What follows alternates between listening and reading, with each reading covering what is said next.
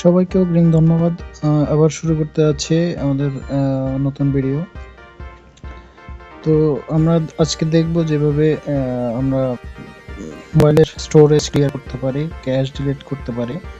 কারণ আমাদের mobile use করার পরে লং টাইম বা অনেক বছর ইউজ করার পরে আমাদের স্টোরেজ জ্যাম হয়ে যায়।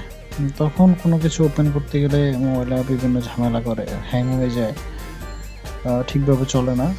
তো এক্ষেত্রে আমাদেরকে স্টোরেজ ক্লিয়ার করে দিলে আমাদের মোবাইলটা স্মুথলি ইউজ করা যাবে। তো আমরা এই জন্য সেটিংসে ঢুকতে হবে। সেটিংসে ঢোকার পরে এরপরে এখান থেকে আমরা স্টোরেজে ঢুকবো।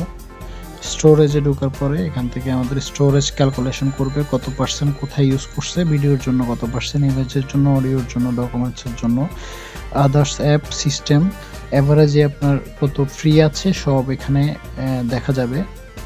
তারপর আমাদেরকে ক্লিয়ার করতে হবে। ক্লিয়ার দেওয়ার পরে আমাদেরকে আমাদের জাঙ্কটা ক্লিয়ার করে দিবে। এরপরে এখানে একটা নোটিশ,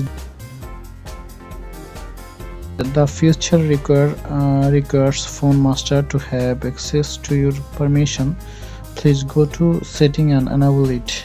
সো আমাদেরকে এখানে একটা পারমিশন দিতে বলছে যে আমাদের যে ক্লিন মাস্টার ইউজ করছি ফোনের সাথে সেটাকে অ্যাক্সেস দেওয়ার জন্য এনেবল করতে বলছে, সেটিংস থেকে পারমিশন দিতে বলছে। তো আমরা স্টোরেজটা অ্যাক্সেস যদি না দিই আমাদের এটা এখান থেকে আমরা এটাকে অ্যাক্সেস দিয়ে দেব, পারমিট করে দেব, পারমিট ইউজ অ্যাক্সেস।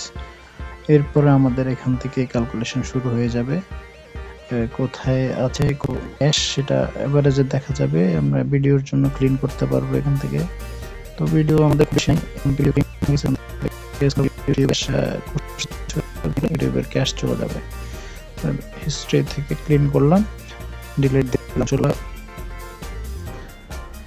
এরপরে আমাদের কম্প্রেস করা কি আছে সেগুলো দেখা যাবে। তো এই কম্প্রেস করা এগুলো আমাদের লাগবে, এগুলো ডিলিট ক্লিন করার দরকার।